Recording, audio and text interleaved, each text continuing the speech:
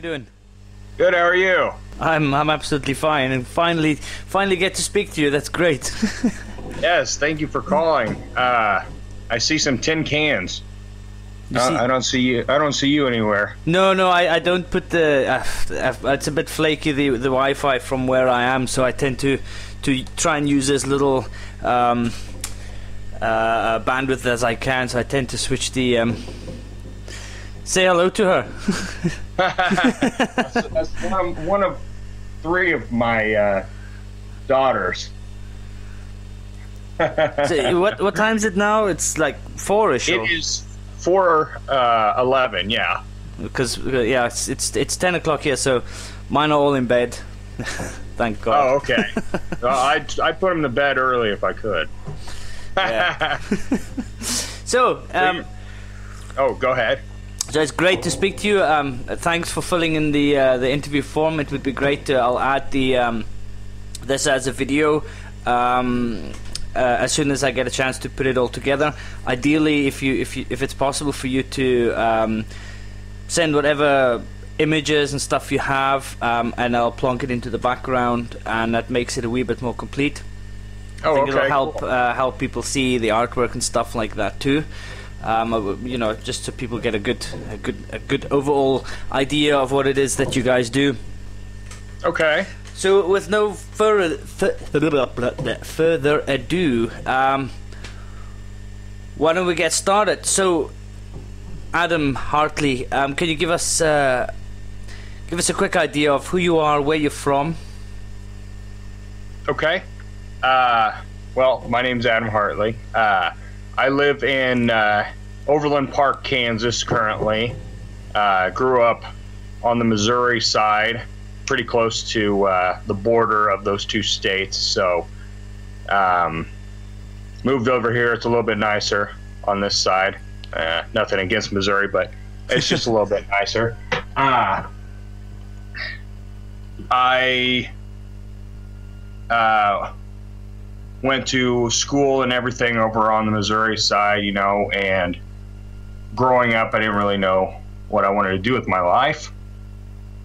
So I've actually done several things. I've worked for a larger corporation. I was an auditor for about 7 years at a corporate office for a movie theater chain. And I've been to school twice to be a firefighter.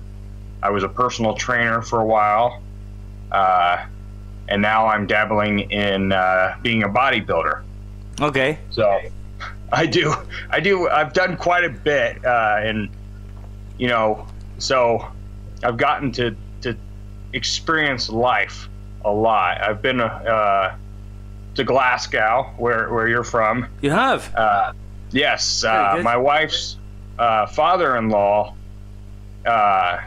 his mother passed away, and that's where he was from, so we all went and spent 10 days over there for a celebration of life. Okay. But I didn't get to see much, just see inside of pubs. But, okay. It's beautiful from what I could see. Yeah, we're only about 30 minutes drive from Glasgow. Oh, okay. Yeah, it's quite close. We spend a lot of time there now. There's a couple of bands I'm going to be seeing at the end of this. Well, not this month, end of next month. It's a quite a good spot for music, both locally and for kind of bigger bands as well. They luckily Glasgow is quite a destination for them, so you get to see quite a few bands here. Yeah, it seems like it'd be an amazing place to live. Well, apart from the weather, yeah, absolutely. The weather is shocking. I mean, same here. Well, maybe not the same extremes though. Yeah, I was just thinking, you're kidding me, aren't you? Or we just have a lot of allergens here. All right, okay. Well, we're going through this phase here now where it's happening too. I've got this theory that it's the decline of bees, that I think the flowers are trying to spout out even more pollens if they can, or I don't know, but it's just gotten worse over the last years. Yeah, it's continuing to get worse, and it probably will be catastrophic, and hopefully not our lifetimes, but definitely our kids. Yeah, I know. We need to look after these guys. That's the thing that really is a big issue. Well, we're digressing. We're talking about bees, but then again, I do care about them. So, well, the thing that I actually come from South Africa, and there the bees sting the hell out of you, and you actually have to be quite really. You actually have to be quite fearful of them. But here in Scotland, the bees are like these really kind of timid, lame, kind of friendly things. They don't really care about you or anything. They just do their thing, pollinate some flowers, and go home. Like all chilled and stuff. What, if you don't mind me asking you a question, what part of South Africa are you from? Just south of Johannesburg. Oh, okay, great. I've known several people from South Africa, is why I ask. All right. Yeah. Well, they dispersed. They went everywhere over the years. I think. I think this is one of those cases like the Scots. There's more Scots outside of Scotland than there is inside. Yes, exactly. Just go everywhere and just kind of, live themselves into a place, and that's that. Yeah. So, I mean, the funny thing is, I was speaking to about this with a friend of mine yesterday. There's one interview on the site which is actually from a guy. He lives in Nelspruit. Now, Nelspruit is pretty much a very small town in the middle of nowhere. I was like so surprised that this guy's building pedals up there, and amps, and he's making it's not his only job, but it's quite a big part of his hobby and his life now. And I was just so surprised because I know that. Which company was that? In South Africa, a place called it's a small town called Nelspruit. It's in the north. Oh, really? And then there's a guy who builds tubes, valves in where I was born, which is again completely surprised because that's awesome. It's not a town that you would associate with that kind of thinking, if you like. It's a pretty conventional kind of industrial town. So but it's a trend, I think, all over the world. All this kind of pedal building and boutique stuff is really taking off everywhere, and people are either making decent living out of it as a hobby, or even some of them have managed to push it full time. I think it's brilliant. It's really great. Yeah, it's an amazing industry, and like I was mentioning, with me having worked in several other industries, it's just so different than anything else I've ever done that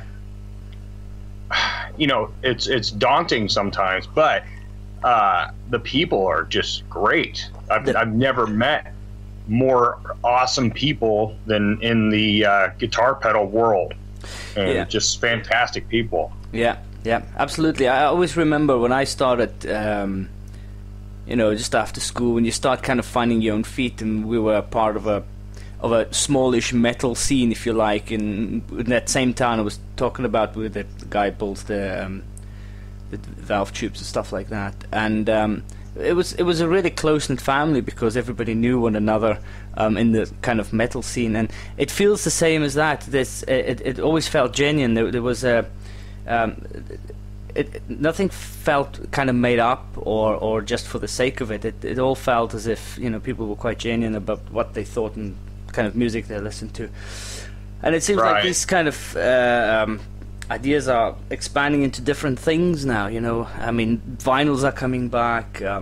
People tend to want more analog stuff. I think it's great. I mean, I wasn't really for the vinyls, because I always thought that the digital stuff, from a quality point of view, you've got more control over it. You can do more with it as long as it's high res, But the more and more I kind of listen to the arguments, and especially I don't think it suits all music types. If you go to the really kind of heavy sludge type stuff or the stoner stuff, it works perfectly. I don't think it will necessarily work for, like, I don't know, Justin Bieber's crap, but you know what I mean. I think there really is a good a real place for it again. So I just had out of interest, I just had a wee look online here, and there's probably about 20 companies in the UK who will cut you a vinyl and get you and press you some, like maybe 100 or so if you want, and they're not actually that expensive. So if you're a band here, you want to release an LP or some vinyls, it's not out of your reach. You know, you just have to get a wee bit of money together and you can do it.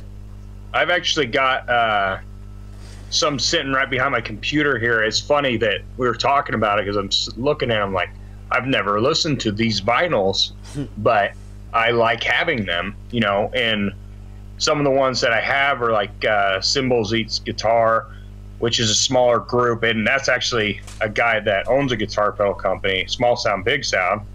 And then the Ronald Ray Gun is another one I have, and that is Ein or Ben from Dwarfcraft Devices. All right, yeah.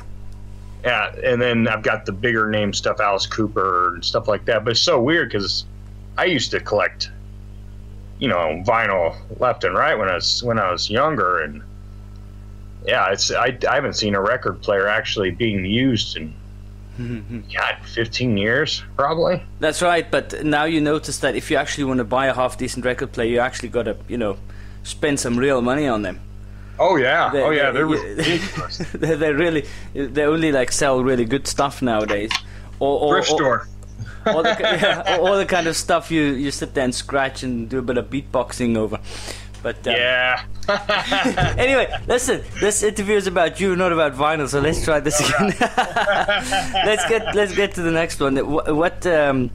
So what got you started making the gear in the first place? I mean, you were saying that you were doing all these. You put your hand into so many different things over the years. Right. What got you into the gear making? So I've been a bass player since I was 14, I believe. I picked up bass because, well, I think it was because I'm trying to remember.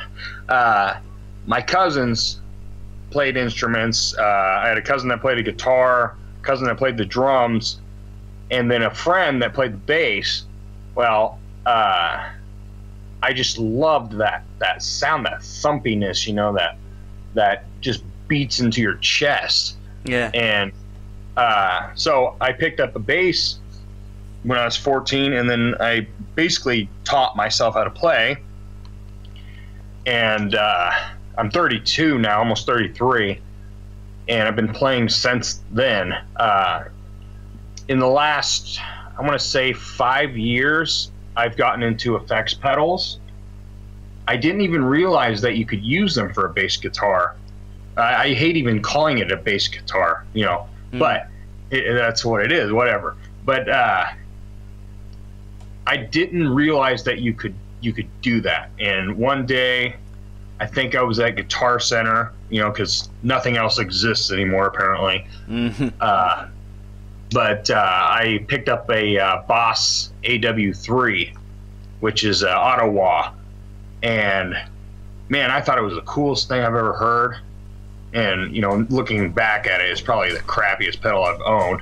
But I just, from that point, you know, something went off in my head. I'm like, holy crap, I can do all kinds of different stuff that I didn't even think was possible before.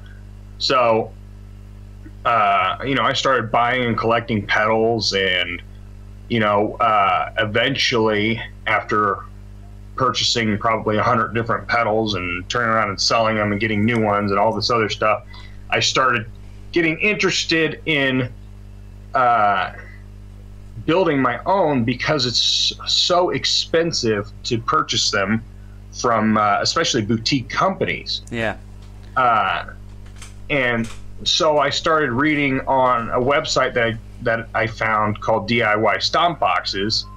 That's probably the go-to one for many a startup. Oh yeah, I'm sure it is. Yeah. There's a lot of knowledge on that site, and you know, I didn't know what I was doing, and I just started reading and reading and reading, and I bought a PCB for maybe an Ugly Face, I think. Anyways, it's a hideous sounding circuit, but it's fun. I built that. That's like a fuzz, isn't it? It's like a bass fuzz, isn't it? It's a fuzz, but it's you know, I don't even really know how to describe it. It makes squealing noises. It does all kinds of crazy weird stuff, and you can mod it out to do all kinds of different things. Put low pass filters in it and do all kinds of fun stuff. It's musically, I would say it's probably not very usable in a band context, but it's fun. And so I built that, and you know, it was in a bare case, and I'm like, okay, that's kind of lame.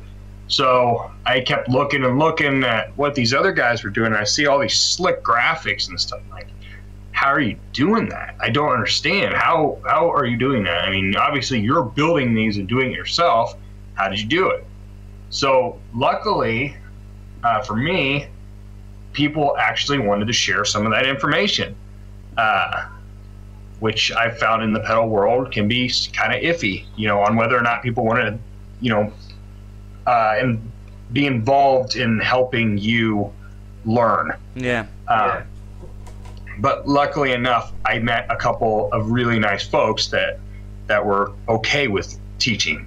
So I went through, I read a bunch of tutorials about acid etching, and at this point, no clue what I'm doing at all, and went out and bought some press and peel, or ordered it online rather, press and peel blue, I think. Yeah, it was. It's about $1 a piece, $1 a page. And then I bought some ferric chloride from Radio Shack, got a Rubbermaid container, and an iron. And my first transfer, which I don't know how much you know about etching or not, but you know, you have to take that press and peel, run it through a laser printer, and then there's a chemical reaction that causes the ink to slightly raise onto that paper so that it will transfer onto the enclosure. So everywhere that there isn't that ink, that's where the acid will etch. Yeah. So my first transfer took probably 40 minutes. And it was because I didn't know what I was doing. It looked terrible, absolutely terrible. And I want to take it back. It was a woolly mammoth clone. That's what I built. The first thing. Okay, but Ugly Face was soon after. So I did that, and I ended up having to hand draw in the rest of the graphics with a enamel paint pen, because I had to, you know, scramble after that. Like, oh hell, what do I do? It's not working. I don't understand. You know, this doesn't make any sense. So I did that, and then I etched it. It took 15-20 minutes in ferric chloride. The ferric chloride has to heat up. It runs, you know, kind of cold. And actually, I found that it works better if you preheat it. Or you can get better etches that way. But anyways, I did the one, looked terrible, was not satisfied at all. So instead of giving up, I tried another one. And it was a Robot Devil by Dwarfcraft Devices. And it was a kit. And I built that and then etched that. And actually that time, I just hand drew it on there. Also looked terrible. Luckily, somebody bought it from me down the road. I don't know why. It looked awful, but it sounded great. Probably looked really authentic. Yeah, exactly. Yeah. And then, so I decided that I needed to figure out how to do it better. So I kept reading, I kept researching, and while I was doing that, you know, I did one or two that maybe looked okay. And somebody approached me, I think on the ilovefuzz.com forum, I want to say, and asked me if I would be willing to etch an enclosure for them. It was a member on the site, and I said, yeah, sure. You know, and of course I didn't know what to charge them or anything like that. So I don't even remember what I charged them, but I did that, and it turned out a lot better. And I contacted, you know, I got wheels turning in my head, and I contacted a guy that I've known about for a while, that through Facebook stalking him a little bit, I discovered that he's quite the artist. And his name is Jeff Berger, and he's Mr. X Kane on YouTube. He does the most most amazing bass demos I've ever heard. And in fact, I buy stuff solely based on his demos, and had for a long time, because he has that perfect tone that I've always been looking for. So I contacted the guy, have no idea, you know, anything about him other than I love what he does, and I saw that he's an artist, and asked him, hey, would you be interested in doing some graphics for me, you know, and I'll pay you, we can work out a price or something like that. And actually he said yes, and I'll do it for free. I was like, you gotta be kidding me. He's gonna do it for free? So I refused to let him do that. I said, we'll split the money, okay? So we did a couple together, and with us doing it together, it started to look better. It started to look cleaner, crisper. Still not perfect, but pretty darn good, because the art looked better at least. Yeah. And then Mark at Black Arts Toneworks contacted me, or I can't remember if I contacted him or he contacted me, honestly. But I think he contacted me, but he asked me if I'd be interested in doing limited one-off pedals. So when customers would contact him and say, hey, I want this on there, and you know, he just didn't have a way to get it done, or you know, whatever reason, he could sub it out to me. And so I started doing that, and along the way I started refining my process, learning certain tips and tricks of my own, and kind of tossed all the tutorials aside, because honestly, they're good. You know, they all are good, but everybody just has such different methodologies for the same thing. It's so weird. And so I did a run for Mark of a larger group of pedals. It was the Destroyer.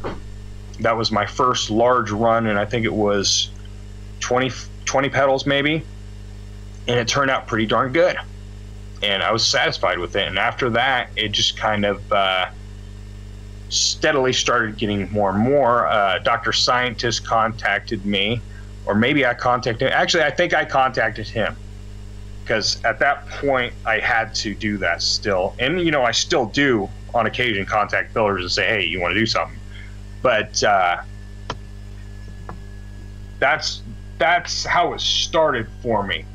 So after doing acid etching for 2 years, I realized in the last run I had done for Dr. Scientist, which was the BitQuest, it was 50 pedals, right? That this is just not feasible anymore. I want to continue doing it, but at the same time, I'm getting into something that's extremely dangerous. And the reason that is the acid is extremely unpredictable, right? So you anticipate coming out with this crisp, clean design. You think it's going to look perfect, and then there's holes in it, or not literally holes, but like little burn holes, you know, from where it ate through the transfer, or it gets skewed somehow that doesn't even make sense. You know, just so many different variables. Yeah. And I was doing this run for Dr. Scientist, and it took me so long. I worked on this damn run for him for, I want to say, almost 2 months, because I had to do 50 pedals, which was the largest I had done ever at that point, and there was a transfer on 4 out of 5 sides of the enclosure. So the top, the 2 sides, and then the front. I had to use an iron and hold it on the damn thing for up to 10 minutes per, you know, piece. Per pedal, per piece, per side. Per side, exactly. So one pedal would take me, you know, 40 minutes potentially just to put the transfers on, and then I had to go back and hand draw stuff if it was screwed up. And so while I was etching it, I had discovered somewhere along the way that a different type of acid works better for aluminum. And I don't know if you've watched it. It's pretty boring, but I made a tutorial of how to acid etch and my methodology and everything. It's really, really lengthy, but I wanted to help other etchers. But it's called Acid Magic. It's a extremely diluted form of muriatic acid. It has 90% less fumes, and it's a lot safer, easier to dispose of, and it looked amazing. But what was the best thing about it is that my etch time from ferric chloride went from 10 minutes to sometimes 30 seconds. So I could dunk it in and then 30 seconds later have a perfect etch. Which I can't even do that with a laser. It's impossible to do it that fast. Yeah. But so anyways, what got me to stop doing that was when I was doing this run with Dr. Scientist. It's the middle of winter, which is the worst time of the year to paint. It's the worst time of the year to do any kind of outdoor work or anything. And I did all of my work in my garage. And so I'm etching in my garage and dunking them one after another. I have 50 enclosures. I'm doing them all at once. So I do one, then I dunk it in a bucket of water. The other one, dunk in a bucket of water, right? Somewhere along the way, the acid got so superheated that it exploded. And, parts of it hit me in the face. Luckily, it was like right up here, but it didn't hit my eye. Got all over my hands. I wore gloves and everything, but it was burning through my gloves because of how hot it was. And so I had to run outside and bury some of the enclosures in the snow, along with rubbing snow all over my face, my hands, everything, just to diffuse the acid. Is there a video of this? That would be great. Oh, no, it would be hilarious, though. Well, hilarious until you know what was actually happening and you go, oh, hold on, that could have been serious there. Oh, absolutely. And, I thought I took every precaution there was, but apparently not. And that got me thinking, man, I cannot do this. I'm going to kill myself doing this. I'm not making enough money to do that. So well, that's why they should bring back child labor, because theoretically you don't have to worry that you can just have kids do it and... it's no problem. I respect the hell out of anybody that does this kind of stuff, because people just don't realize some of the danger and how difficult it can be, involved. And it seems easy, it looks easy, but it's not.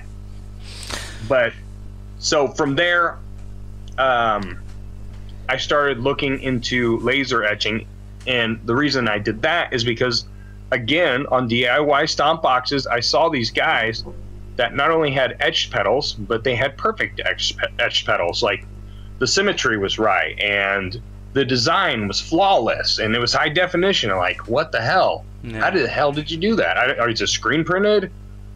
So I PM'd or private messaged somebody. I can't even remember. And he told me it was a laser printer. I'm like, you've got to be kidding me. Or laser etching, engraving, whatever you want to call it, machine. It's basically a printer. It just cuts.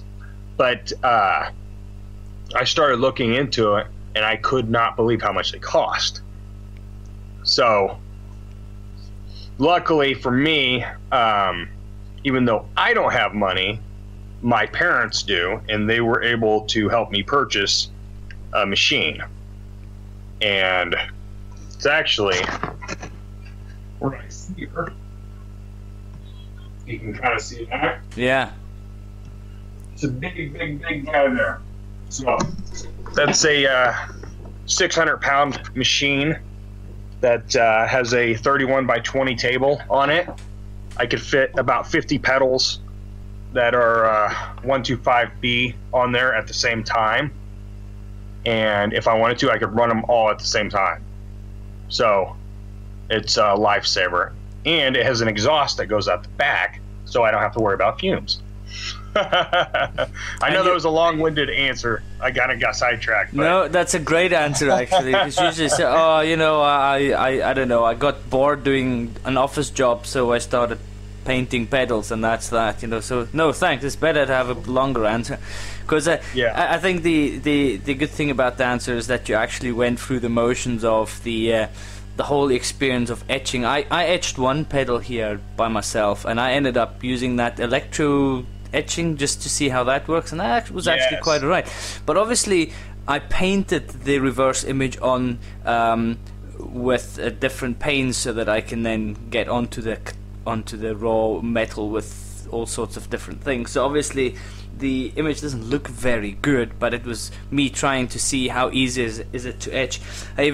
Some of it was even done just with caustic soda dilution and stuff like that. I mean, it's as crude as you can get, but I just wanted to see how quickly it kind of marks it. So the grooves aren't deep, but they are deep enough and discolored enough to make a nice image. So I think that would have worked for some really kind of darkish images, really gloomy images, but it's nowhere near sharp or usable for anything other than that.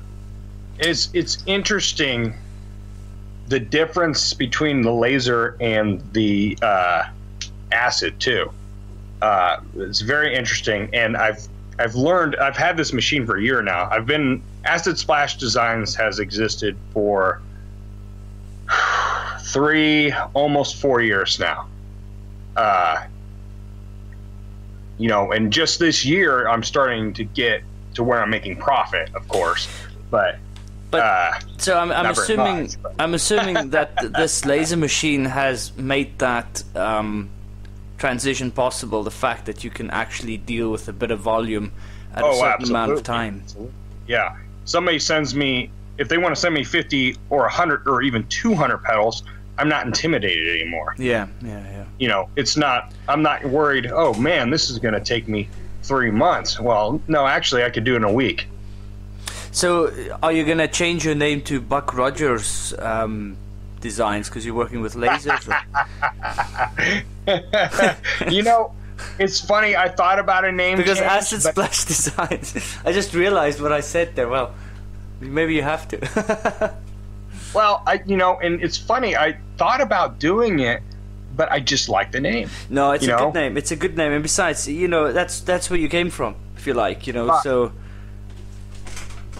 And actually, here, I'll show you the sign that I keep hanging up. I don't know if you can read that or not. I do. Yeah, I can. Yeah. It says, "We'll etch the shit out of your shit." Well, that's the other good thing about this industry. Nobody gives a fuck if you swear. Exactly. I mean, there are certain sensitivities in certain areas, and I've learned with working with different people when it's okay, when it's not. But I definitely, I'm a pretty open guy. Well. Right. So.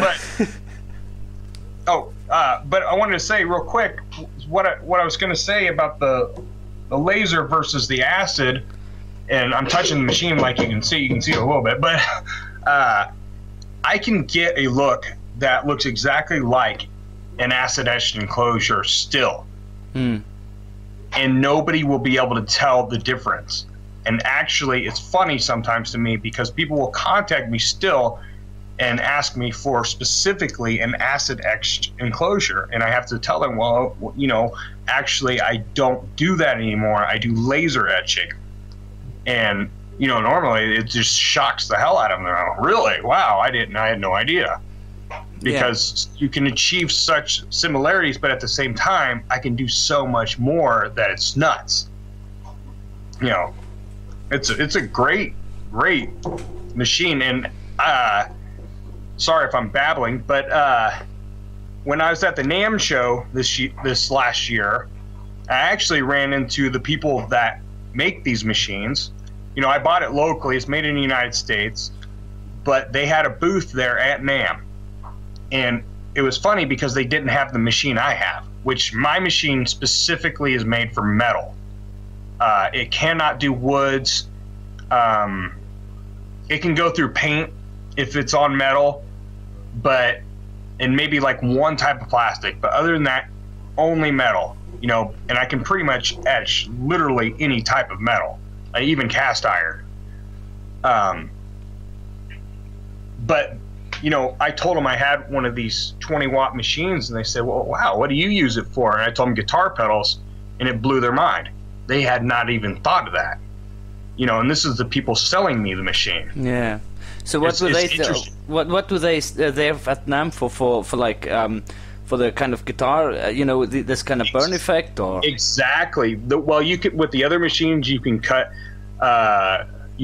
pick guards out, picks, whatever. You can do woods, plastics, glass, you know, everything else basically.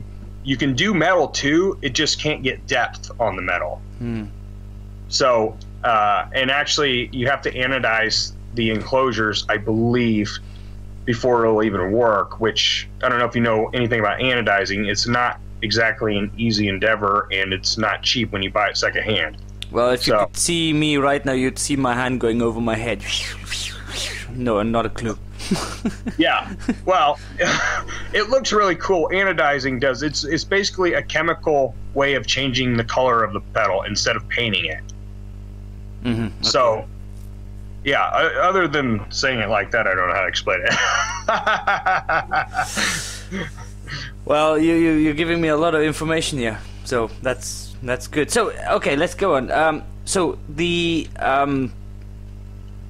what do you like about making the gear the most? Playing with it, definitely. Playing with it. You know, when I have a product, like the most recent thing I just redid was a Timmy. I don't know if you're familiar with that or not. It's an overdrive. It's all the rage on the gear page, even though it's an older effect now, I believe. They've done several versions. But anyways, and it was the simplest rehouse ever, right? Literally just pull stuff out and put it back in another enclosure. But somehow I screwed it up. So for me, to screw it up, it sucks. But then when I get it fixed and working, and it works beautifully, and then it's etched, and it looks nice, I'm happy with the graphic, I'm happy with the knobs I chose, everything is in alignment. It's just, you know, it's the most joy I've felt, you know, other than, you know, the obvious joys like being a father and a husband and stuff like that. You know, it's rewarding. You know, it makes you feel like you're an artist. You know, even though a lot of times I didn't create the artwork, it doesn't matter. It's one of the most rewarding things that I've ever done. Well, there's certain amount of aesthetic decisions you take beyond just the artwork, I suppose, from the kind of knobs that you choose and stuff like that. Oh yeah, and I try to go above and beyond with that type of stuff. Obviously, there's limitations, but it's something that I just do, and you know, go ahead. Sorry. So apart from kind of doing these bigger runs of obviously pre-designed stuff, when you rehouse these things, can anybody like come to you and say, you know, I've got this pedal, but I think it sucks. The look of it sucks. Can you do something awesome with it? And you would do that, and do you then also go through some sort of kind of design process with the guy, or is it pretty much what you want or what he wants, or how does it usually go down? It's absolutely always their decision. So I have several options for people. One option is for me to have my guy Jeff design a completely new design for them. You know, it'll be something unique that nobody else has and nobody else will have, because he drew it. He hand drew it. He, you know, did it in Photoshop, everything. And that's one option. Not everybody takes me up on that because it costs money. Yeah. The other option is they provide an image for me, or they give me an idea of the type of stuff they're interested in. A few times I have had people say, just do what you want to do, you know, whatever you think will look good. But very rarely, most of the time people come to me and they say, I really want to do something like this, you know, I think this would look good, or this fits my personality, or, you know, I like this. I did a Pokemon EHX cathedral for a guy, and okay. you know, this is not something that I would want for me aesthetically, but he loved it, just loved it, you know. And so it's totally up to the customer. Sometimes I'll sway them one way or another just because I know what will look better with the laser machine. Yeah. But other than that, you know, I try to take time to go back and forth with them and let them make as much of the decision as possible. I do offer upgrades sometimes. I don't do a lot of modding, but you do get involved with that too. You will go into the guts as well and do certain changes. Okay. Oh yeah. It's not the most comfortable area for me currently, but you know, there's certain things I know how to do. There's certain things I don't know how to do. You know. Okay. It's just the way learning works with this kind of stuff, and that's why I don't, you know, have my own pedal line. Basically, you know, I submit that I'm not the most knowledgeable when it comes to reading schematics and stuff like that. I do understand them to a point, but you know, it's just one of those things that it takes time to fully understand it. So I do have people that I outsource modding to if somebody wants a bunch of stuff that I can't do, or there's some stuff that I do feel comfortable with doing, like, you know, I can switch jacks, I can switch out stomp switches, LEDs, power supplies, you know, pretty much anything, you know, like that. It's when they want me to, you know, remove components and stuff like that, and it's not a straightforward thing. I don't want to risk their product, you know, with my lack of knowledge in that area. Eventually, I want to get to that point, but right now, I prefer not to do it, you know. Okay. I hope that makes sense. It absolutely makes sense. Musically, who do you look up to? What's your kind of genre of choice? What kind of musicians kind of inspire you? Well, you know, I'm kind of all over the place with music. I like a lot of 90s bands. I like Tool, the Toadies, older Offspring, Opeth, Slipknot. But then I also really enjoy music like cinematic orchestra, actual orchestral music I really enjoy as well. I listen to a lot of underground rap music, or probably not as underground anymore. I think that's kind of gone away. Yeah. But things like Kool Keith and Lyrics Born, and you know, I even listen to Johnny Cash. You know, Well, who doesn't? I guess who doesn't listen to? Yeah. That Johnny Cash and Willie Nelson are the only two country artists I can stand. I mean, Johnny Cash, when he was, is what I mean. Yeah. Other than that, I'm pretty open. I don't get any inspiration from screamo or dubstep. I can't stand it. A lot of people love it, especially bass players. I hate it. 80s music, unless it's Ozzy Osbourne or something like that, I cannot stand it. 80s music, is there some way of wiping that off the earth? I'm not so sure. Maybe maybe you can etch that out of history. I think the 80s was the worst decade for everything. Cars, clothes, hairstyles. Yeah, but I think it was a necessary evil. It kind of led to a couple of things. I think everybody realized, this is really shit. We need to improve this, and this. I mean, the cars got better afterwards. TV shows got better. I mean, you name it. It's true. Everything was just bad. Yeah, exactly. But, you know, people will argue with me about that. But Yeah, I know, but everybody has their own opinions. Yeah, they can have their opinions, even if they're wrong. You know, they can have them. It's up to them. Right. And, you know, other people that inspire me are, you know, like Jeff, my graphic artist. He inspires the hell out of me. I mean, he is just a fantastic bass player. And I've actually attempted to play certain things I've heard him play just from his demos because it's so cool to me. So I'll listen to, you know, people on YouTube and, you know, Bandcamp. I pretty much try to listen to anything I can get my hands on, really. You know, that is. I love.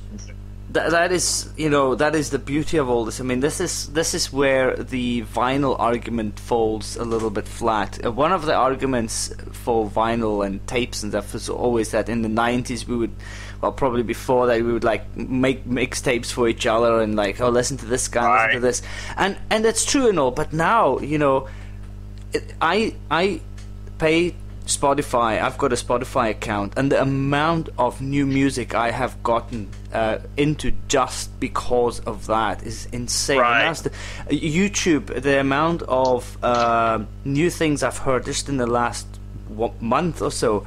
I mean, you can't beat it. I mean, fair enough, it's nicer to sit in somebody's living room or bedroom and listen to some new music together. Fair enough, I get that, and we were all there. But to be able to, as a musician or an independent builder, to get your stuff out, there's never been a better time. But let me tell you something. I had the most amazing experience over the last 2 days. So the guy I jam with every now and then, he's in a computer shop in a small town just south from us, and he told me there's this guy. He's an illustrator. He needs some help with Photoshop. Would you mind giving him, you know, some assistance with some of the basics? He is a traditional illustrator, you know, paper, gouache, paint stuff. I said, all right. So, well, what does he do? Well, he's an illustrator for Warhammer. Really? Yeah. So I went to his place today to go and see him, and my God, he is.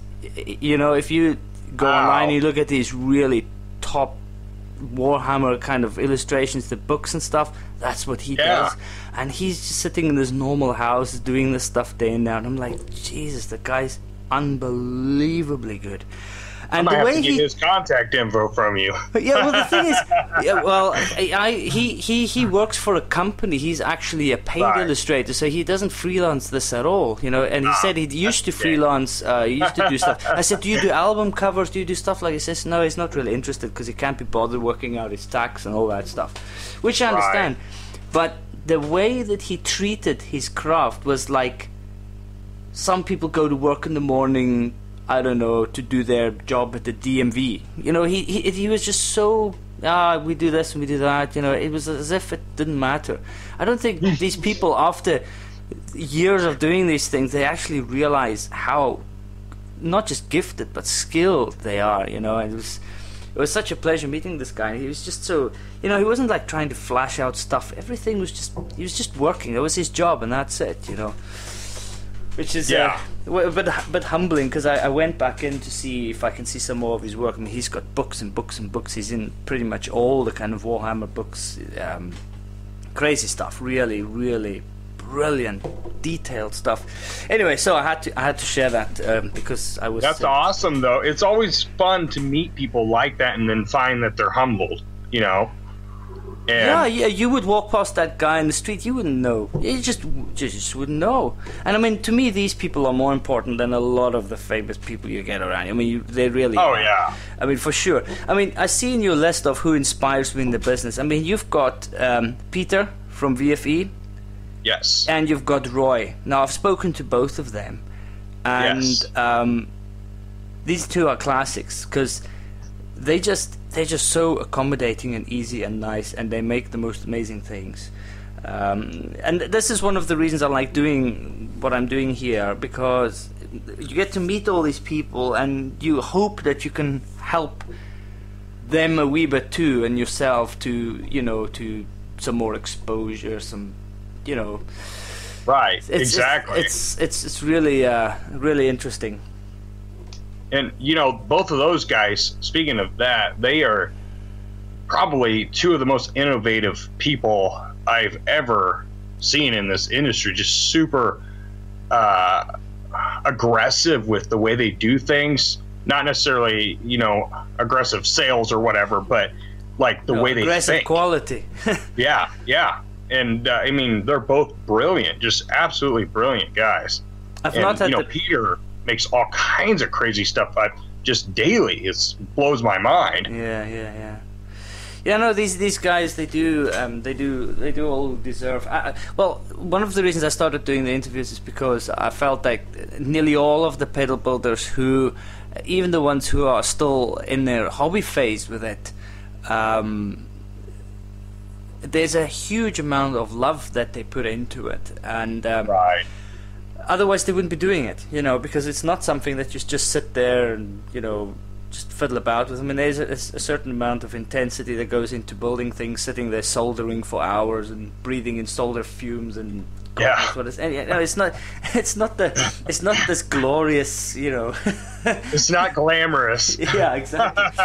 So and when they then and all of them kind of say roughly the same thing. That what makes them happy is if some dude then gets the pedal and he's absolutely happy with the thing, and he gigs with it, and it sits on his pedal board for years. I mean, there's some longevity in some of the stuff that gets built and done. So that's one of the reasons I'm trying to get as much exposure of this kind of stuff as I can, because I feel that there's still, at least at this point, a lot of genuineness going on in this industry. It might fade away. It might become very commercial at some point. It might, but at this point in time, it's a sweet spot, and it's beautiful.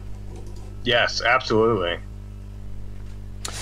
So let's go to the next one. What pisses you off? What do you like about boutique building gear? I guess I always say boutique building gear, but I suppose it's it's not just pedals, is it? I mean, there's all sorts of stuff that's now being done. There's the pedal boards. True. Some people are doing some really nice stuff with pedal boards, flight cases, stuff like that. But I mean, what are your thoughts on it? I mean, we pretty much just touched on it. This whole idea of this whole bunch of group of people who come together from all over the world, sharing experiences and knowledge, and just being cool to each other. Right, and for the most part, that's true. But I'm not gonna lie, I've met some pretty, well, I guess they're dicks. I've met some people I didn't get along with, or I have a small list, but it's a list of people I will not work with, and I don't care how much money they offer me, I will not work with them, and it's an integrity thing,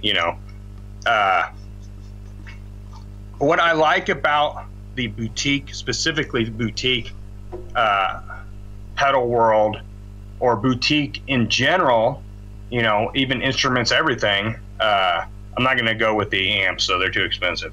But I like the fact that you can get something so unique. Like, Boss is probably, up there with some of the boutique people in some of what they do, right? But you can just feel that it's not a product of love. It was made on an assembly line, and there was thought somewhere along the line, this is going to be a great product, but at the same time, who gives a shit, right? It gets diluted by the shareholder at some point. Right. We're just selling it. I don't give a fuck if it's actually good. Yeah. And a lot of these guys, the bigger names, I don't want to start naming off a bunch of people because that's, not who I am, but I literally don't think they care. Like, they just don't care. So I've had the pleasure of, having custom pedals made for me, and, working with these guys, and it's just such a different level of, customer service, number one. Level of skill, I think, even is higher in the boutique world. Like, most of these guys taught themselves how to do it. They didn't go to engineering school or anything, crazy like that. They taught themselves to do it. They were in their basement twiddling away or tweaking away at, some bass fuss or something like that, trying to figure it out. Yeah. And, we got all these brilliant minds together. But there's always going to be those people that, are negative in the industry as well. And what I mean by that is, people that are, overly unprofessional on their websites or on their Facebook or, on forums, people that will cuss at their customers or not have any semblance of remorse if they do something wrong or make a mistake. God forbid, they make a mistake. Or the people that, overprice their stuff so much that it's not affordable for the average consumer. Yeah. And there's a lot of that going on. Yeah, but I think the internet will weed them out. That's pretty much how I feel. I think they... Perhaps, but at the same time, there's other guys that make extremely expensive stuff that are boutique that it's well worth it. Yeah. So, two examples that come to mind to me is dark glass. It's not the most reasonably priced, for an average consumer, but it's extremely well engineered, extremely well made, and Douglas Castro is an amazing guy. And, I love the guy. He's great. He's up there with Roy, great guys. Another one is Ed, and I don't recall his last name, but from Tonzar. His stuff is extremely expensive, especially secondhand. I mean, I bought a fuzz pedal that was $500. That was Ed's. It's probably the most expensive fuzz I'll ever buy. If it was like a boutique, or I'm sorry, a vintage pedal, I could get it, but it's expensive as hell. But I bought it because I wanted to see what the hype was about, and that's one company that I'm like, my God, this is amazing. Like, yeah, the price sucks, but I'm willing to pay it because it's so good. Yeah, well, there's always certain things that are expensive, but they deserve it. That is definitely true. I was actually surprised at some of the stuff from both. I don't know. I've never checked. I mean, you mentioned Fuzz Roches here. I know most of the ones you mentioned, but I've not really checked out their kind of price ranges. I was surprised, however, at both Peter and Roy's prices. I thought they were much lower than I expected. They are. I managed to get 4 as well as the kind of modular one from Roy to demo, and I was the new modular or the self-titled. Is it the first version or did you get the second one? I've got to imagine it was the second version. Does it have 4? You can plug in 4. 4 at the same time. Oh no, that's the one he was. I think he was alluding to at the music messe in Frankfurt a couple of weeks ago. No, it was the one where you still have to screw open and put one in and open it up and change it. But the if you look inside the way everything was put together and the absolute neatness of everything, and then when I asked him if I can put them on my online shop, and I was quite surprised at what I can actually sell them for what they are compared to some of the others, and I was blown away by the quality. So I don't want to put anybody else down. I'm just talking about them because I've gotten to know the two quite well. So, right, and they both have very, very good customer service. They're both very good people, and Roy I would consider a friend. I don't know Peter as well, but I absolutely adore Roy. He's just the greatest guy ever. And actually, he is developing a pedal for me right now, which I'll be releasing hopefully this summer. But his level of craftsmanship is what made me contact him and ask him if he was even interested in doing anything like that. Yeah. Because, he does have that attention to detail, and his stuff is reasonably priced. Yeah. Which you don't find very often. I really like his pricing. I think what happens with his pricing, if somebody prices it like that, is that they shift. People can buy them. They don't have to save up that much to buy these really good pedals. Right. And I think it'll make people buy. If they like the one, they'll probably get another one from them because they kind of already know the kind of quality they'll be getting. But yeah, so I don't want to I don't want to steal your thunder by talking about his stuff. No, it's fine. He still owes me an interview, so. Oh, does he? Yeah, he sure does. I'll have to mention that to him. You do that. But if you don't mind, I'll tell you what. Oh, sorry, I didn't mean to interrupt you. No, please go on. Well, I said for a second there that I'm not a builder, but Roy is making it possible that I could be. So I contacted him 6 months ago, something like that, and asked him if he was even, I see that he does PCBs, the circuit boards for other people and stuff like that. So I asked him if he was up for developing me a pedal that I could, turn around and sell.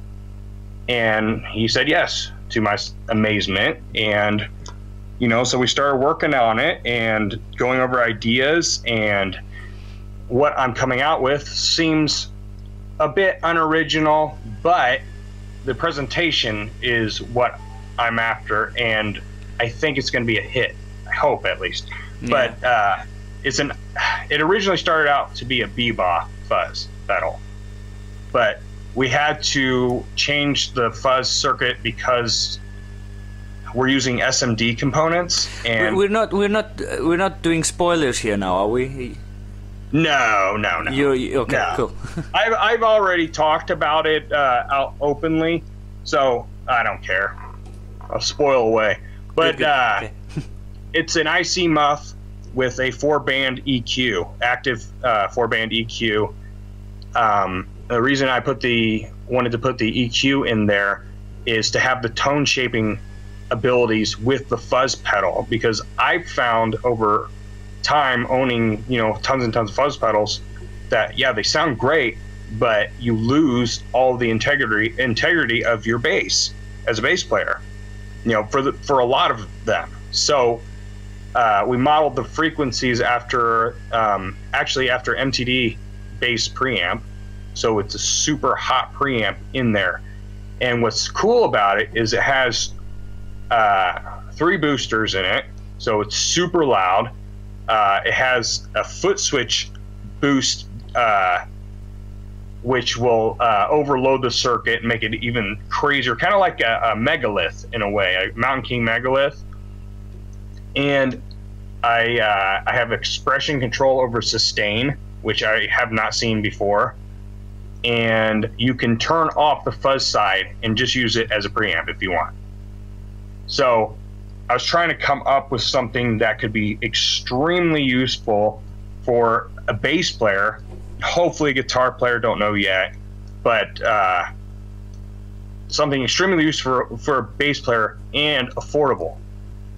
So I won't go into how much I'm going to charge for it yet, but the case is going to be, sorry, I thought I had one laying there, but it's going to be rather large because it is quite in depth. But working with Roy, it's just been a pleasure. So any sidetracking I have is totally fine with me. All right. Good.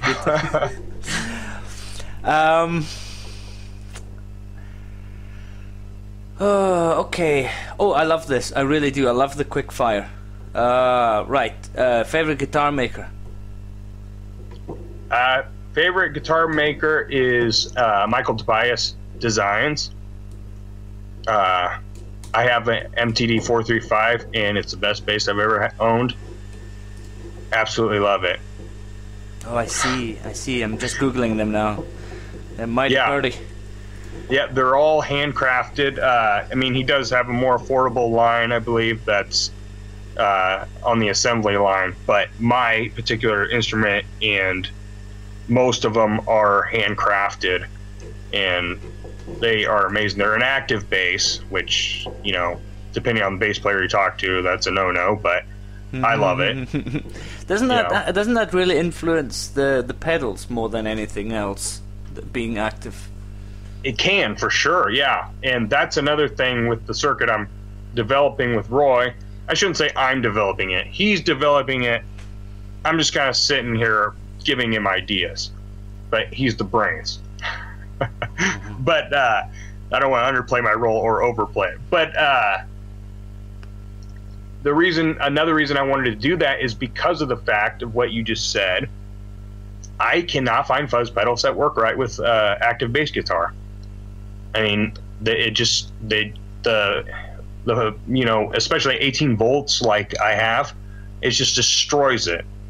But with that being said, I found a lot of useful pedals still that sound really, really cool with the bass. So this industry's getting smarter. Yeah, for sure. Yeah, that's true. That's very true. Favorite guitar effect? Favorite guitar effect? Sorry, bass guitar effect.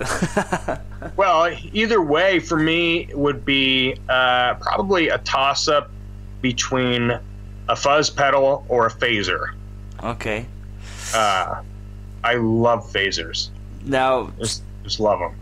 Favorite amp maker, which I completely have to agree with, but I've once you say what it is, I'll give you my new favorite. But there you go, please. Favorite amp maker. Mesa. Right. So I have figured something out. Mesa head, orange cap. That's what I think, for guitar at least. You get that cleanness of the Mesa head, and you get that little bit of scratchy dirt stonery sound from the orange cap. Huh. That's my new favorite. Orange, they make really, really nice stuff. They do, but I was unbelievably disappointed yesterday because got to that same friend I was talking to you about. We jammed together, and he's got a Micro Terror. And they're genius, and we were jamming the shit out of this Micro Terror, and he's even got the little Micro Terror speaker to go with it. And this thing sounds, for the size and the price, just insane. And then I thought, the whole time I was looking at this, I don't see this bloody tube glowing. What's going on here? Why is this bloody tube not glowing? And then I realized that the tube is just the 12AX preamp thing, but the actual drive is done through one of these wee chips. So it's not. It's a hybrid. Yeah, it's a hybrid, and I was just so no matter how good this thing sounded, I was just so disappointed. It was like, oh. There's something to say about tube amplifiers. I don't know what it is. It's one of those things. You know, mine is a bass Prodigy, and that's all tube, and oh my God, it sounds amazing. I've never had such a nice amp before, and I'll tell you why they're my favorite. I'm so finicky with gear, you know. I could turn around and sold that in 5 months and not care. I've done it with other things, but that's part of you know, being kind of a gear nut. But my bass Prodigy, I bought it brand new. You know, it is super expensive, and almost 6 months later, I see this insane arc across the front, and then it just starts the smell, this horrible smell, and it stopped working. I'm like, what the heck just happened? My amp is destroyed. And so I took it to a tech locally. Turns out that it was the power tube in it, and then it fried some resistors and capacitors and things like that in there as well. And I was just so distraught because of that, as I literally had bought it brand new, even had it 6 months, and like, how the hell could this happen? So it's sitting at the shop. 2 months go by, the guy hasn't even touched it. And, you know, I had to go out and buy a backup amp, you know, and I wasn't happy about that either. So I contacted Mesa, and, you know, I told them, like, I was extremely disappointed. You know, I love the sound of the product and everything, but I just cannot believe that that could happen, and that the tech doesn't seem to care about fixing it, you know, especially since he had quoted me, you know, less time than it had taken, and he hadn't even started it. Yeah. So the guy I talked to contacted the president of the company, and they agreed to send me a brand new Bass Prodigy at no cost, you know, free shipping to get my old one, everything.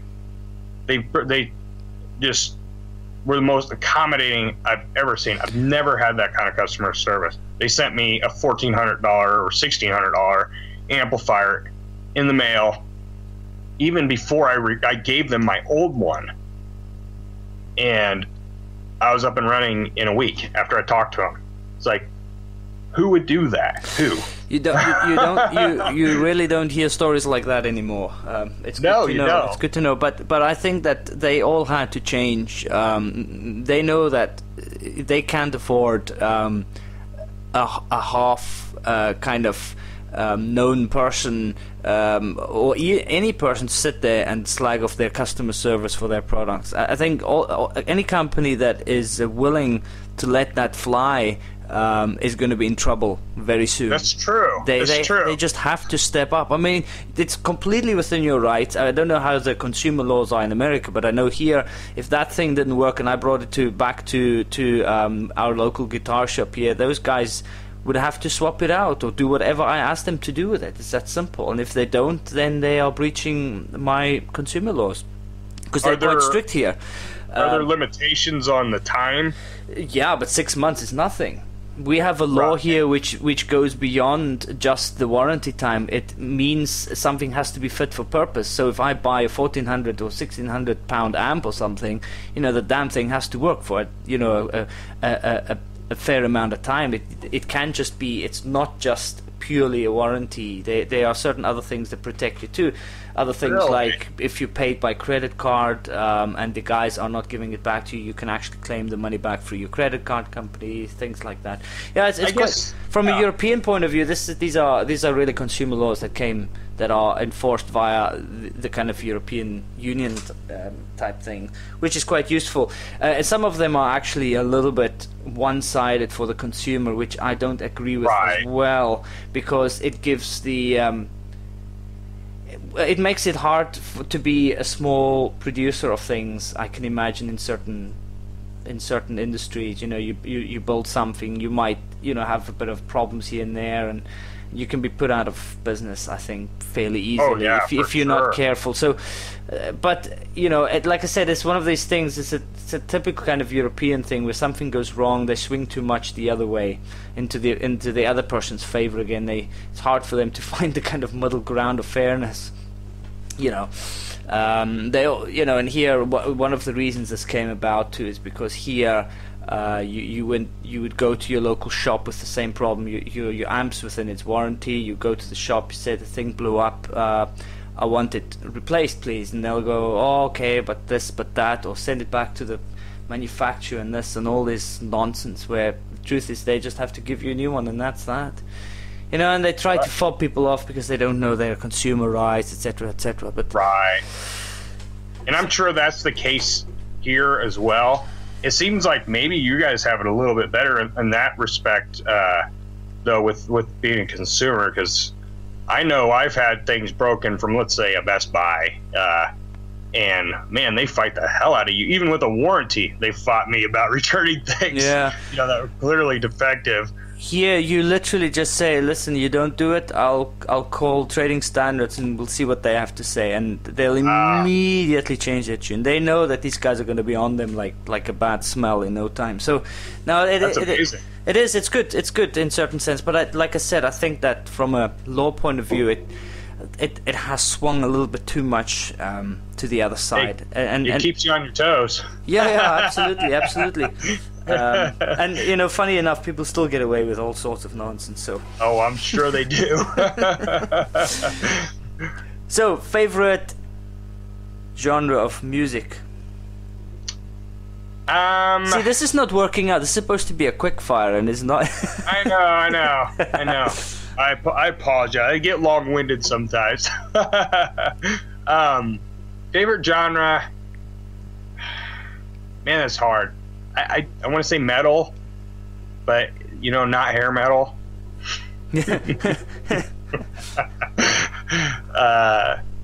My favorite is kind of like Swedish death metal, but more like, I don't even know how to describe it. Have you ever heard the band Sunpocracy?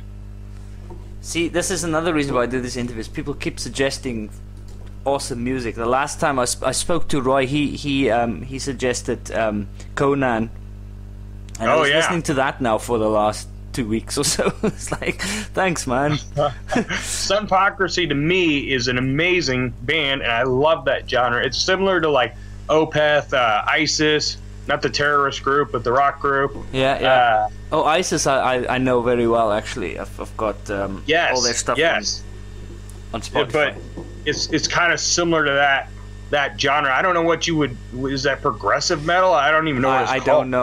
I don't know.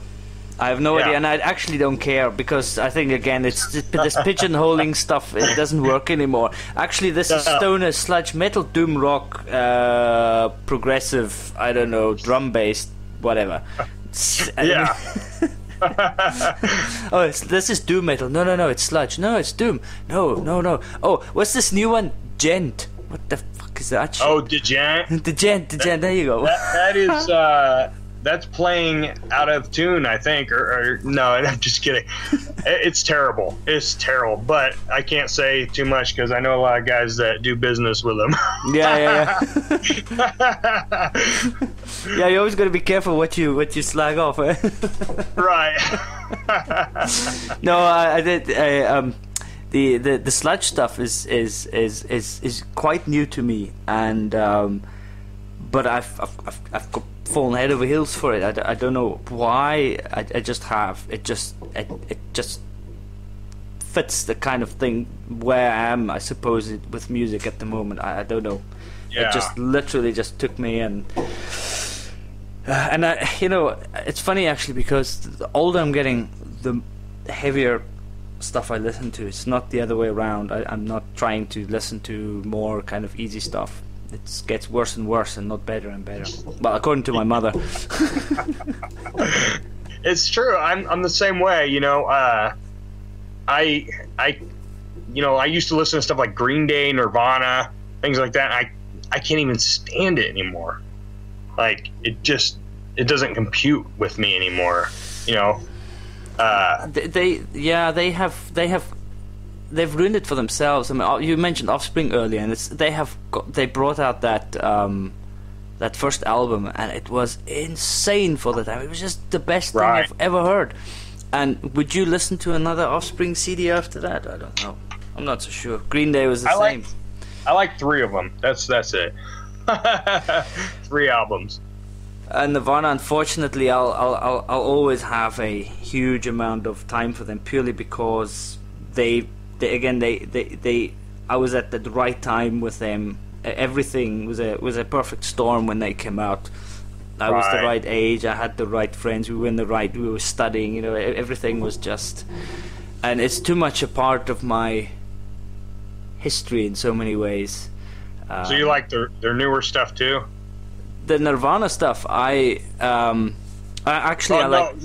the newer Offspring. Oh no, nothing. I only really liked, what, Smash was it? Smash. Smash was their second. Yeah, it was their first kind of big one, wasn't it? Yeah. First like commercialized big album, and that was a fantastic. Yeah, that really was. Yeah. No, Nirvana, I can listen to everything, and it was quite telling, because in South Africa, Nevermind obviously hit the charts like it did everywhere else, but in South Africa they actually really went fucking ape shit for them after the Unplugged came out. So the majority of people knew Nirvana from the MTV Unplugged one. Yeah, and then that was a great album. Sorry. It was a great album. It was, but everybody liked it. And then after that, the video came out, you know, that big, the one that was the same as the same songs as the Muddy Banks of the Wishkah, that video that had all the kind of live show snippets in it. And the people went, "What? That's not the same band, man." I know. I said, yes, it is. You should have been around a couple of years ago, mate. Yeah, it's Alice in Chains, same way. I mean, they did an unplugged album and it sounded amazing. But if you listen to older Alice in Chains, it's just so different, you know? It is, yeah. Yeah, I think MTV really hit the nail right perfectly on that one. All the unplugged sessions. Too bad they're not making good music anymore, videos or anything. Well, I think, yeah, I mean, what can you do about it? There's nothing. Yeah, you just, you know, it's... I think it goes back to everything. Everything starts gathering its own momentum, and at some point, the momentum can't be stopped, and other factors take over. A classic example is some of the big bands, like Metallica is a classic. I mean, they were absolute geniuses, and fuck, you wouldn't give them another mention now. Half the stuff they did in the last 10 years, you know. Oh, it's terrible. They are because they're a machine. I mean, it's not Metallica. Metallica is a company. It's not a band. It's a company. I mean, they're even registered as a company, and it's really hard. Robot. Yeah, he's just an idiot.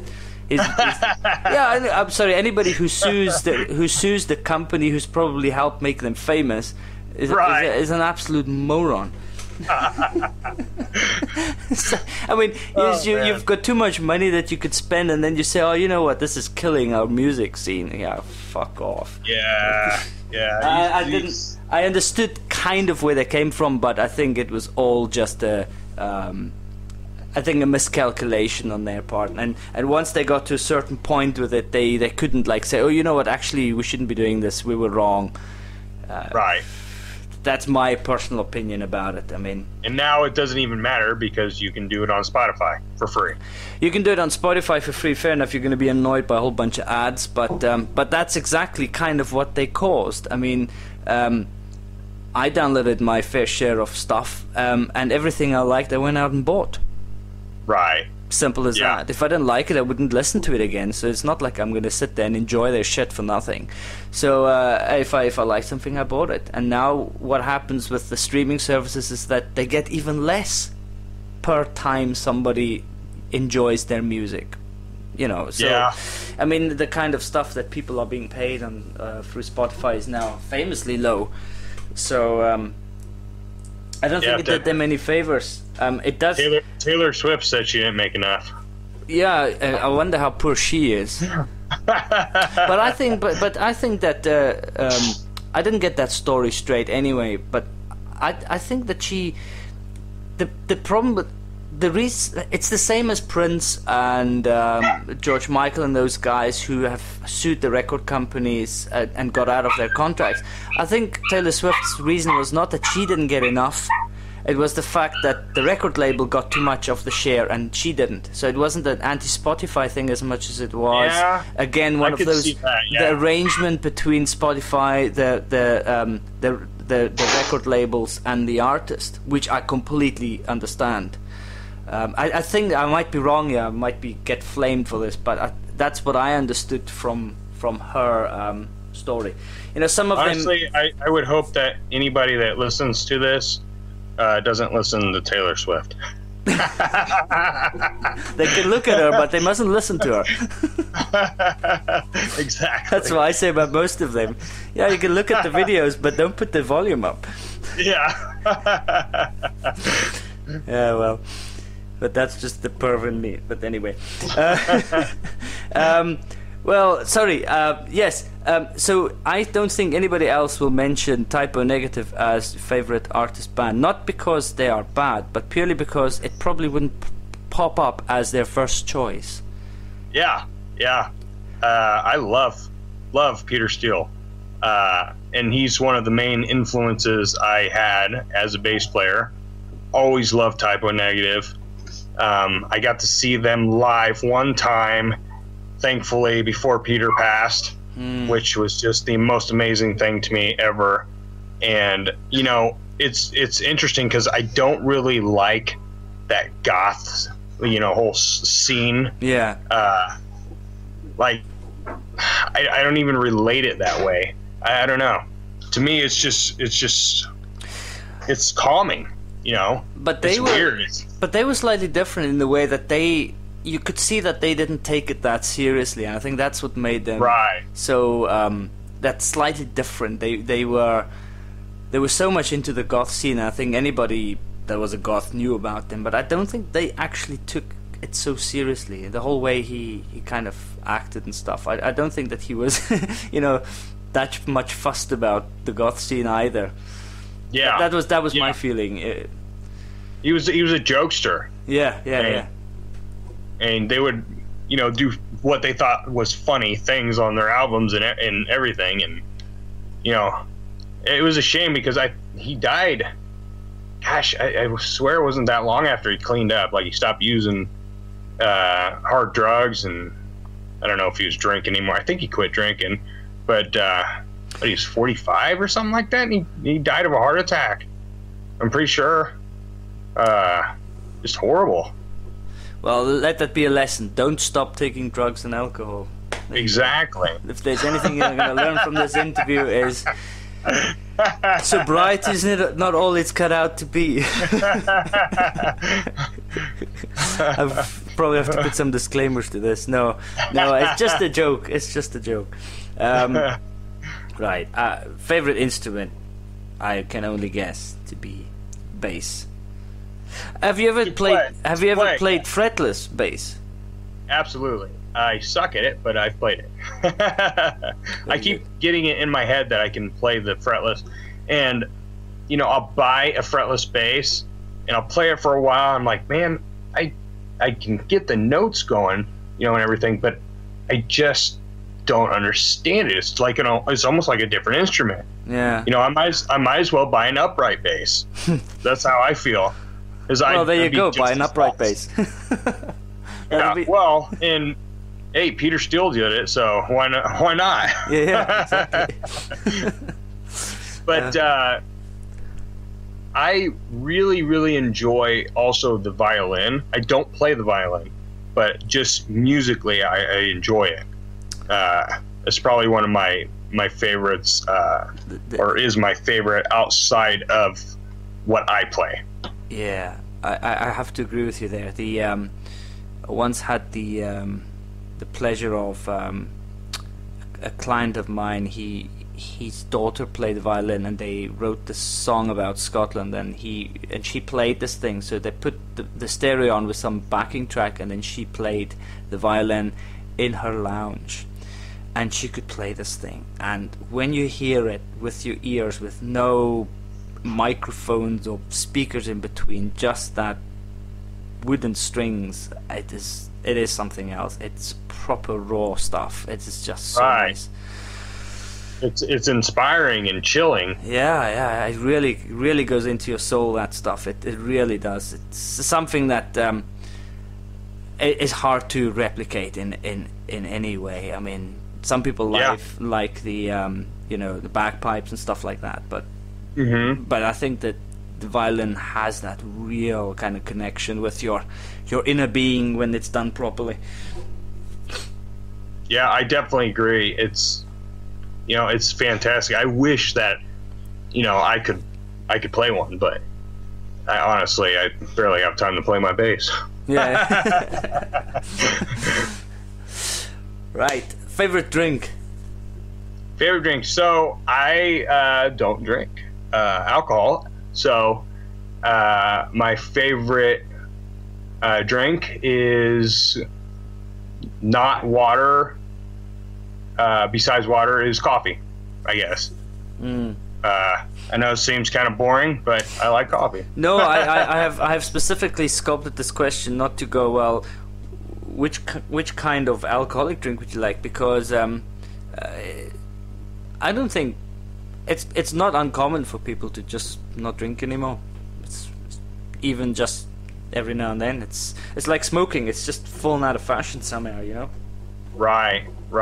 which is a good thing in many ways. I mean, I love beer, so I drink as much as I can of it, but not all. No, no. Actually, I've got a real problem with tennis.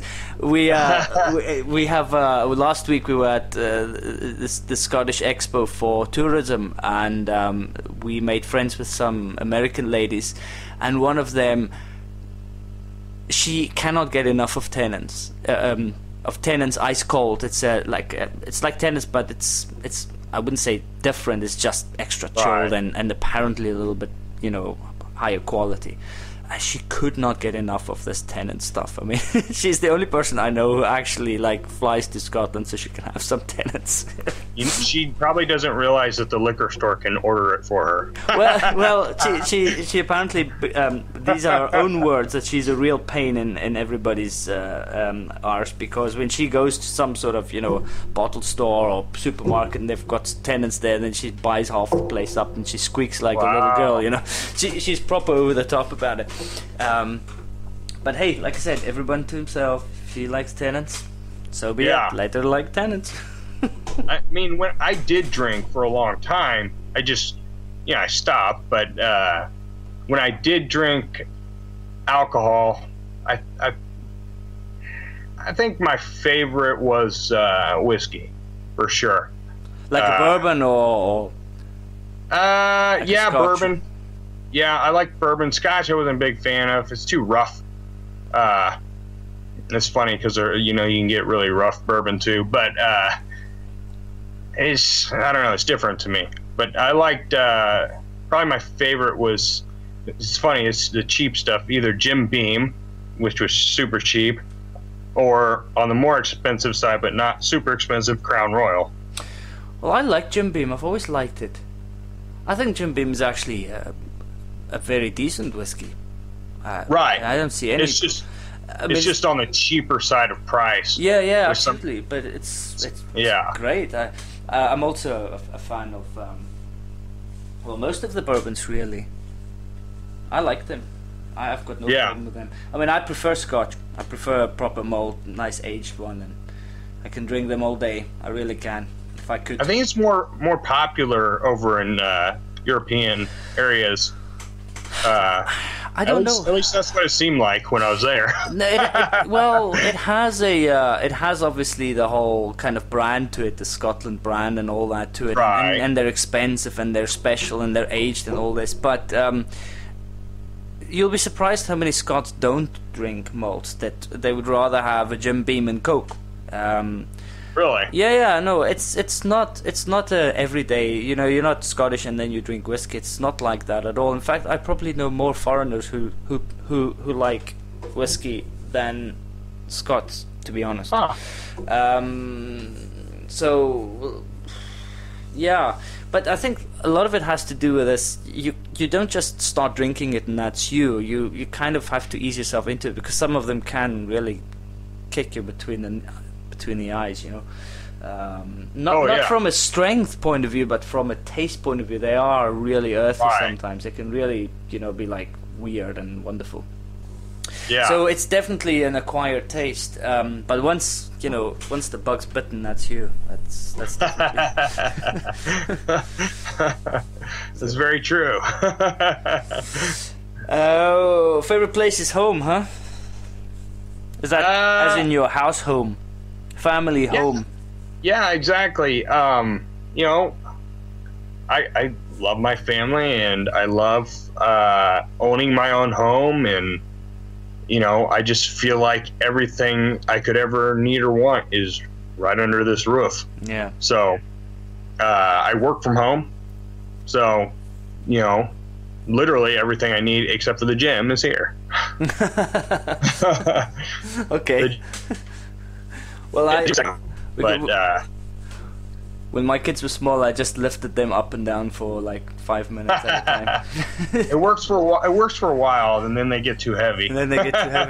Or they fight back. Yeah, exactly. Lastly, favorite food. Oh, that is an extremely tough one. I don't even honestly remember what I answered. You answered burgers, which is a bloody good answer. Yeah, I am big on burgers. I don't get to eat them very often, but I love burgers. Other than that, I probably would say homemade chicken noodle soup, like that my mother or grandmother would make me. That's I get that too. I make that quite often, but it's a new thing that I've been starting to make. But see, the burgers are the same. There's this huge trend which came, well, they'd say it came from America here, especially in London and the likes, that there are all these kind of boutique burger bars. So like you pay like 20 quid for a burger, and it's like, oh, it's this pepper used and this beef from there, and it's all hand. You say 20 quid? Oh, easily. Some of these places, they'll spend like, you know, they'll have these special burgers, and it's aged meat and this and that, and all this the best bread that you can buy, and, you know, fucking lettuce, you know, bathed in by virgins, and you name it, you know what I mean. This kind of like over the top crap. Essentially, it's just some good meat and a half decent bread, right? and an excuse to overcharge you, but. That's suddenly popped up everywhere here. Like, you know, it's the new thing. Burgers, you buy some half decent mince and pack it together and fry it, and you've got a nice burger. Do it at home. You can do it for a fraction of the price and 10 times better. Yeah, for sure. My wife actually makes a bison burger that she puts cheese in the middle of, and that's probably the best burger I've ever had. And it was made at home. And I'm not just saying that because she's in the kitchen over here.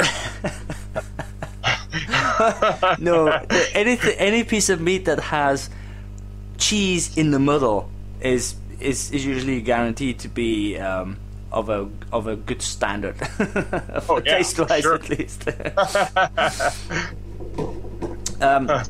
Well, listen, thank you very much for your time. Thank you. What I just quickly want to do is I just want to switch off the recording